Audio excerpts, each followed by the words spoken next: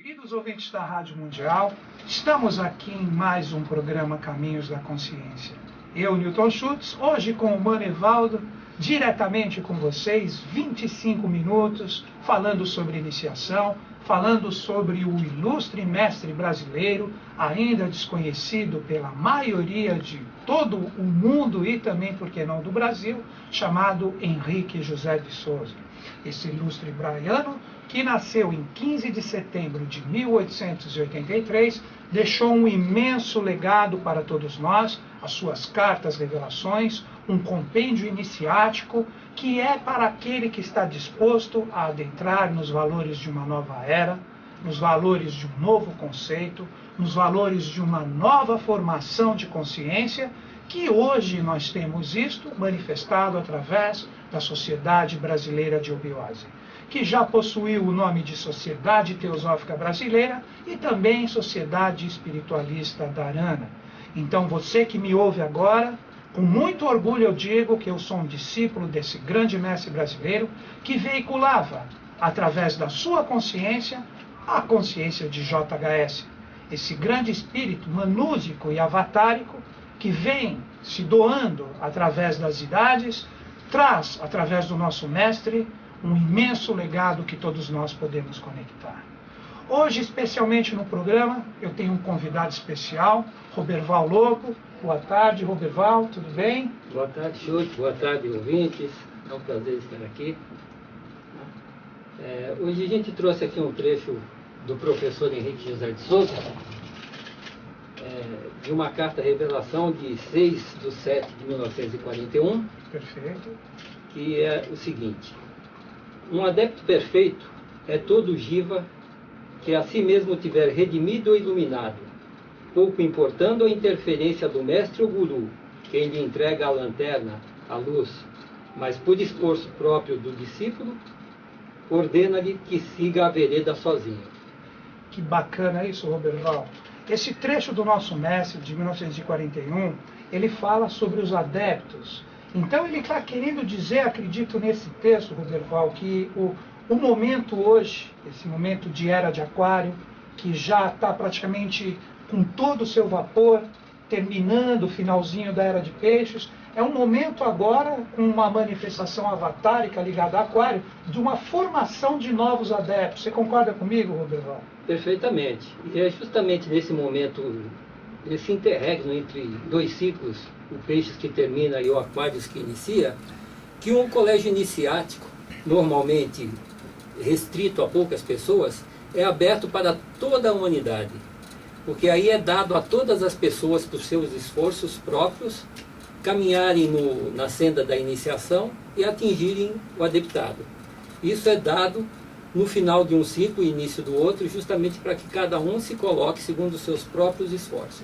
Então a gente pode dizer, Roberval, que sempre quando encerra, vamos chamar de um ciclo maior, um ciclo de uma era que, como o professor Ferreira, que era o coluna do ensino, o coluna do conhecimento do professor, ele disse, eu lembro no estudo que eu li, que uma era tem um valor aproximado de 2.250 anos. Então nós podemos dizer que sempre quando nós temos um ciclo desse, de uma era de aproximadamente 2.250 anos, então nesse ciclo forma-se adeptos ligados à tônica daquele ciclo. Seria isso? Exato. Na tônica de peixes, qual será que seria a diferença principal de um adepto da tônica de peixes com um adepto novo, agora 0 km da era de aquário, Roberval? Como que você vê isso? Cada era tem um influxo, cada era tem um planeta que rege. E à medida que a evolução vai passando, ela vai somando os seus valores. Perfeito. Né? Então a era de peixes trouxe um determinado influxo ligado ao avatar conhecido como Jesus, ou Yoshua ben Pandira, ou Yoshua ben Yosef, e ele deu a tônica evolutiva relacionado, vamos dizer, ao amor. Perfeito. Relacionado a uma tônica de fraternidade universal, de superação inclusive da parte sexual. Perfeito. Essas coisas que foram deixadas por esse avatar foram sendo gravadas durante a era de peixes, e elas vão ter um desenvolvimento maior na era de aquários. Junto com esse desenvolvimento do que foi deixado pelo avatar da era de peixes na era de aquários, tem um influxo desse novo Avatara, que vai deixar as diretrizes para que a humanidade possa caminhar aí, no mínimo durante 1000 anos. No mínimo, que aí chega na outra data, uma profecia de JHS, aproximadamente 3005, que ele deixou que o ano novo astrológico de 3005, que é 21 de março, nós vamos ter praticamente o 5º sistema forte, firme e presente aqui na face da Terra. E aí você considera então que esses 1000 anos a gente poderia já ter a era de Aquário já livre da era de Peixes, Roberval? Como que você vê isso? Em relação às eras, vou tentar melhorar um pouquinho o meu questionamento para você. Assim como você colocou que os trabalhos executados pelos mestres, pelos adeptos e pelo próprio Avatar, que na verdade era um Bodhisattva, Yeshua-Ben Pandira, né? Que esse trabalho da Era de Peixes, ele ainda transbordou valores acumulativos para Aquário. Quer dizer então que a formação dos adeptos tem que ser uma coisa acumulativa, então.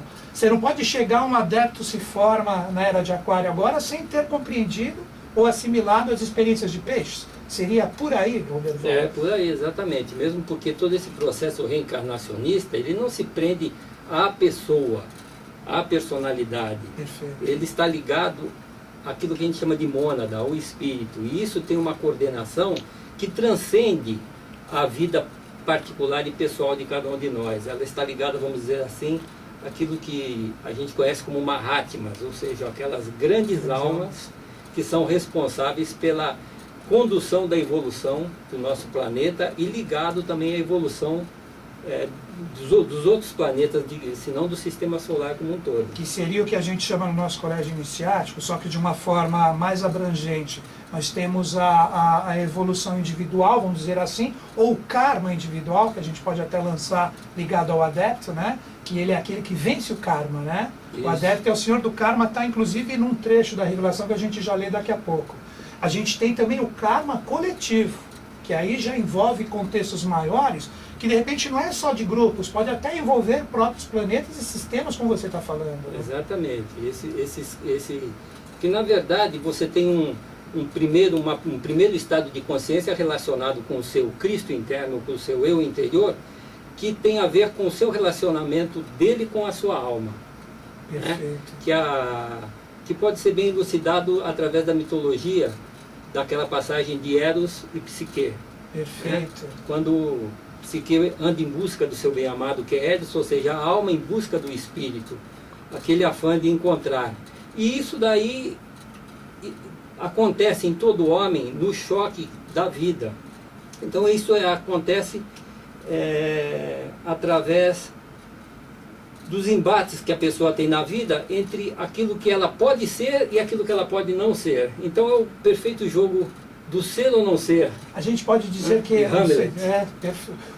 a alquimia, a gente pode dizer que ela está na alma, presente na alma, que é ali que a gente burila para a gente chegar na realidade real do espírito que a gente chama de mônada. Isso. Seria a junção de todo o processo. Feita, né? Essa primeira passagem, aí você teria acesso direto àquele Mahatma que você está ligado, que na verdade é quem controla as reencarnações, e esse processo é incorporado a cada um de nós. Esse se chama também um processo avatárico, só que não é um processo do avatárico como lei que desce do segundo trono para a Terra, mas é um processo avatárico a que cada um se propõe como direi, se estabelece para isso. A pessoa mesmo pelos seus próprios esforços se estabelece para isso, e nessa condição, feito um adepto, ele pode se juntar e ser chamado uma hierarquia que acompanha aquele que vem do segundo trono e faz todo o processo evolutivo. Ele acompanha uma hierarquia do segundo trono. Uma coisa, Roberval, a gente fala tanto do professor Henrique José de Souza, que é o nosso mestre, né? Ele já não está mais na face da Terra, e ele recebia a consciência de JHS, ele assinava também suas cartas revelações, como Melquisedeque, como Baal Bey, mas existiu o corpo humano de Henrique no processo. Então a gente poderia dizer que o Henrique, o ser humano que nasceu fisicamente em setembro, ele teve que passar pelos crivos da iniciação e ele se formou um adepto. A gente poderia colocá-lo como um adepto, Roberval, ou não? Olha, como que você vê isso aí? Também pode ser colocado dessa forma, porque quando a pessoa nasce, seja ela um avatar ou não, ele apaga as consciências das suas vidas anteriores e das suas experiências anteriores. Mesmo sendo um avatar. Mesmo sendo um avatar. Ele traz em si as tendências essas que vão aflorar com mais facilidade, e ele vai ter os mestres tangenciando o ensinamento que ele tem, até ele chegar à consciência que é própria dele e assumir a sua posição de mestre, de avatar. Que foi o que aconteceu com o próprio professor Henrique. Para ele despertar, teve todos os adeptos do Oriente que acompanharam ele no começo, e os próprios ouvintes, pegando uma referência de uma história que eles bem conhecem, do Cristo. O Cristo, ele teve que passar pelo momento da iniciação dele, que foi foi inicialmente dos 13 anos, não foi?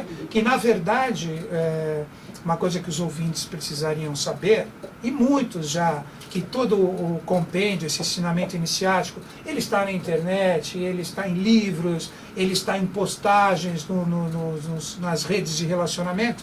Nós tivemos, na verdade, 2 Cristos, né, Roberval, que foram os mais fundamentais do processo. Que um a gente poderia dizer que era uma manifestação mais terrena, e o outro que era uma manifestação celeste, assim como nós temos hoje na Era de Aquário. Eu fiz um programa no dia 25 de fevereiro, o ouvinte que nos ouve agora, ele pode acessar esse programa. Eu falei dos Budas da Era de Aquário. Então esses 2 seres, eles passaram na Era de Peixes pela iniciação deles, conduzido por 2 apóstolos ocultos, não foi? Não foi essa a colocação? José de Arimateia o levou, acho que Nicodemos também estava no processo. Você poderia dar uma aprofundadinha só nesse termo da iniciação de Cristo? Você lembra alguma coisa assim, Roberval, que você pode acrescentar? Então, pelo que a gente sabe, o avatar do Cristo, ele passou pela escola dos essênios. Isso. E lá ele teve a iniciação dele. Ele, enquanto essência divina, ele já trazia isso nele, e essa essência divina não tem necessidade de uma iniciação. Acontece que quando o espírito desce para a matéria, ele, revestido pela matéria, toma um estado de consciência diferente daquela matéria que lhe era envolvida no Perfeito. segundo trono. Que é a causal. Que é a causal. Perfeito. E em função dessa matéria mais densa, é que ele precisa passar por uma certa iniciação para que ele possa realmente pôr para fora tudo aquilo que já traz dentro dele. Diríamos se reconectar. Se reconectar à sua origem. Porque o corpo, no caso, o corpo anímico, e também uma espécie de corpo físico, o qual envolveu, limita essa consciência que ele precisa reconectar. Exatamente. E o Cristo passou por isso, e o nosso mestre também passou por isso. Sem dúvida. O nosso mestre tem até uma definição de evolução, que é muito interessante, que vem a calhar com isso que a gente está falando. Que evoluir é levar o espírito aos fins da matéria e trazer a matéria aos fins do espírito. Perfeito, isso, que bonito isso. Então, essa diferença de potencial do espírito quando desce na matéria, com o processo evolutivo, tende a ser ajustada. Porque o espírito passa a entender as leis da matéria e a matéria passa a entender as leis do espírito. Esse é o processo de iniciação que faz com que o espírito se esplenda em toda a sua luminosidade na matéria. E faz com que a matéria possa ascender aos céus. Ele também. O que está em cima é igual, é análogo ao que está embaixo. Seria mais ou menos esse val, essa ponte. Muito legal isso. Agora, continuando esse link, Roberval, a gente pega um avatar se reconectando. A partir desse momento, os seres ligados à hierarquia dele, eles começam a se aproximar, sentir a presença dessa consciência, ou é uma consciência, você vê assim, a consciência de um avatar já sendo derramada de uma forma integral para a órbita do planeta? Como que você vê isso, Roberval? Olha, esse processo de iniciação, quando ele acontece, ele é geral, ele não é um ser, mas ele vem com um estabelecimento geral. Então vem ele coordenando todo esse processo, e vem uma escala hierárquica de valores com ele, até que se possa atingir a humanidade comum. Entendi. E nessa escala hierárquica é que os adeptos vão se posicionando, porque você tem adeptos de vários graus. Exato. Você tem adeptos de primeiro, de segundo, de terceiro graus, tem arates. Tem até 5º grau, não tem? 5º grau do adeptado também? O 5º grau do adeptado é aquilo que se chama arate. O arate, que seria o que está iniciando o rumo para chegar no que seria o esplendor de um adepto de 1º grau, poderíamos dizer assim. Ele passa ou não? Existe a função dele específica, e ele fica como adepto de 5º grau, né? Ou ele tem uma escada de Jacó que ele galga, que ele chega. Tem uma escada, tem uma escala hierárquica, exatamente. Ele começa como adepto de 1º grau, depois vem de 2º, 3º, 4º, arate. E aí assim, vai. E assim vai. O final da escala. Isso é a expressão do futuro, o final só o futuro pode dizer. Muito bacana isso, muito bacana. Que o professor ele deixou nas revelações dele, né? A hierarquia são Dianes, depois de Dianes a gente chega em Daranes, que é a quantidade de sangue manúsico que eles possuem, o percentual, né? Que seriam os Dianes, os Daranes, que estão ligados aos postos representativos, seriam os Yocanãs, os Duijas, se me corrige se eu estiver errado, os Duijas ou os 2 vezes nascidos, e por fim tem os filhos do pecado, que seriam os direto à parte da face da terra, né? O adepto ele entra onde aí, Roberval, nessa escala hierárquica que o professor deixou pra gente? Então, o adepto, como foi falado no início, é todo givo, ou seja, todo homem, toda pessoa que tiver se redimido ou iluminado. Se redimido e iluminado do quê? Quer dizer que a pessoa está em trevas, ou porque ela tem que se iluminar, ou ela tem alguma coisa que precisa ser redimida? Não é bem assim. É que é como a gente disse no início, quando o espírito entra na matéria, ele se torna, por ser ignorante da matéria, ele está no processo de evolução normal, ele erra. E esses erros gera aquilo que a gente chama karma. Ele tem que ser eliminado para que você possa assumir realmente sua consciência. Perfeito. Né? E o karma, ele é eliminado pelo adepto. O adepto realmente é aquele que venceu o karma, que superou o karma. E tem até um trecho aqui, né, Roberval, que você trouxe também? Isso está no livro da Missão Y, ou da Vida dos Gêmeos Espirituais, na página 106, que é o seguinte: abrimos aqui um parênteses a fim de fazer sentir, uma vez por todas, que adepto como senhor do karma não pode ser confundido com o homem vulgar, que é bem escravo ou vencido pelo karma. Aí falou tudo. Né? Exatamente. Vou falando um pouquinho de como eu vejo essas 3 linhas, esse parágrafo, Roberval. Assim como ele fala, né, que ele se torna o senhor do karma, que ele não é mais escravo do karma. Aí a gente poderia até fazer um link com outro ensinamento do professor, que ele coloca que as estrelas são os reflexos das experiências do passado. Então, quando a gente fala o iluminado aqui na face da Terra, é aquele que se conecta à sua estrela, que, entre aspas, a gente poderia dizer que essa estrela representa um passado dele, que seria o karma, os seus ciclos reencarnatórios, que ele vence, ele se ilumina e aí ele se torna um adepto. Você vê dessa forma também, Roberval? Como você vê assim? Eu vejo da seguinte forma: esse superar do karma, ele está expresso numa vontade ligado a determinados conhecimentos, que são os conhecimentos avatáricos. Então, o avatar, quando vem, ele dá um determinado conhecimento esse, no atual ciclo que é colocado pela Sociedade Brasileira de Obiose, e que ele embasa, que ele dá sustentação, que ele dá iluminação, que ele dá o norte para você agir com a sua vontade. Então é necessário que a pessoa tenha uma vontade desenvolvida, apoiada nessas verdades, para que ele possa agir. Através desse agir é que ele pode aniquilar o karma ou superar o seu próprio karma. Porque acontece o seguinte: karma é ação.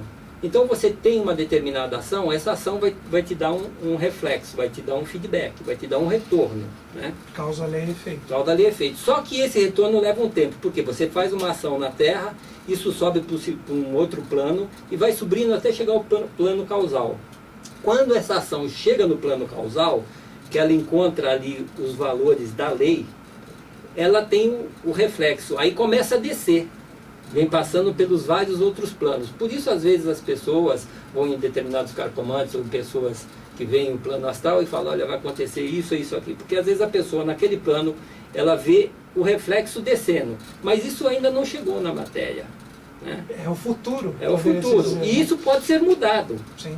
Por outra ação que possa neutralizar esse efeito que vem descendo. Excelente essa sua colocação. Então, pela força de vontade e pelo reto agir, O homem, o Jiva, aquele ser que está evoluindo, pode aniquilar seu karma e se habilitar a conhecimentos maiores e a se tornar um adepto. Puxa, trazendo um pouco para a Terra essa elevação do Roberval agora, vamos tentar colocar.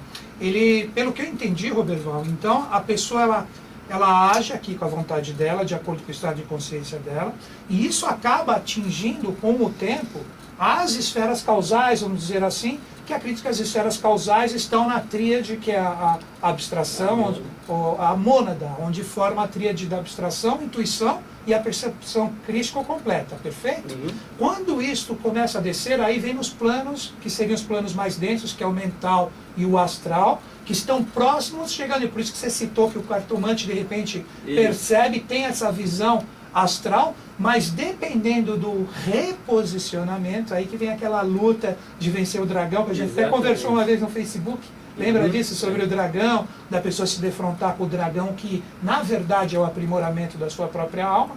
Se ela se reposicionar, ela rebate essa energia tem que ser reconfigurada, a gente poderia dizer assim, para ela recebê-la de uma outra forma. É exatamente por isso que o adepto é senhor do karma. Ele tem a vontade, ele tem o conhecimento e ele sabe se posicionar na vida conforme a lei. Por isso que os adeptos é aquele que realizou 56 arcanos menores. Perfeito. Que é o quê? Assim que a pessoa começa a se iluminar, o cardíaco dela, que tem 12 pétalas, passa a ter 14. E essas 14 pétalas, que é o número do adepto, multiplicado pelos valores da Terra, que é 4, ele realiza os 56 arcanos. Quando ele faz isso, ele se torna um adepto perfeito. E isso quer dizer que ele fica subjugado ou sob a direção dos 22 arcanos maiores. Que aí seriam as realidades coletivas, espirituais, arquetipais, e não somente as realidades humanas dos 56 arcanos menores. Para posicionar, só quem está ouvindo a gente pela primeira vez, essa colocação, essa analogia iniciática que o Roberval fez, é o seguinte: um baralho de tarô completo tem 78 cartas. 56 fazem a roda, né, que seriam os 4 elementos com 14 partes em cada uma, que é o baralho comum que a gente conhece, que seria o ser humano com o burilar da alma dele. Quando ele acessa os 22, seria como se fosse um quinto ponto, ou o centro do processo, que aí ele se torna um adepto, que ele se torna o senhor de todos esses refluxos, de todas essas partes do quaternário. Seria por aí, né, Rodrigo? É por aí, ele torna-se senhor desses 56 arcanos menores, e por isso ele é regido pelos 22 arcanos maiores. É aí que ele se coloca como corte do avatar. Porque o avatar é os 22, ou 7 vezes 3, mais o... Por isso que o mestre deixou, eu já até tive condições de fazer um workshop sobre isso, em prol da sociedade brasileira, dos 22 novos arcanos agartinos, que trazem agregados os valores da era de Aquário. Agora nós estamos praticamente terminando o nosso programa. Eu queria fazer uma divulgação para você que escutou o meu bate-papo com o Roberval Lobo, uma pessoa fantástica. Agradeço a sua presença aqui com a gente, Roberval. 30 anos de eubiose, muito conhecimento, muita sabedoria. Eu queria dizer para você que se você quiser entrar na Sociedade Brasileira de Eubiose, nós temos departamentos por todo o Brasil, nós temos departamento em São Paulo, nós temos departamentos também no mundo. Então você me manda um e-mail, meu e-mail é caminhos2005@terra.com.br. Você manda um e-mail para mim, você fala a localidade onde você está, eu dou uma olhada no site da Eubiose e mostro para você qual o lugar mais próximo. Se você quiser acessar diretamente o site da Eubiose, é eubiose.org.br. E se você estiver num lugar onde não tem departamentos, você pode fazer o curso por correspondência. Então você pode se iniciar, receber todo o compêndio iniciático de JHS, da sua iniciação, dos seus 4 graus, para que você entre no 5º, que é a série interna, por correspondência. O e-mail da correspondência, ou lugar para acessar, é correspondência@eubiose.org.br. Então, repetindo o meu e-mail, caminhos2005@terra.com.br. Então, queridos ouvintes, agradeço você que nos prestigiou. Roberval, se despedindo do público. Muito obrigado a todos. Que seja a primeira de muitas, Roberval, que a gente vai ter muito papo junto aqui, quem sabe? Quem sabe, se eu puder ajudar, estou às ordens. Estamos juntos. Então, um grande beijo na sua mente e no seu coração. Até o próximo sábado.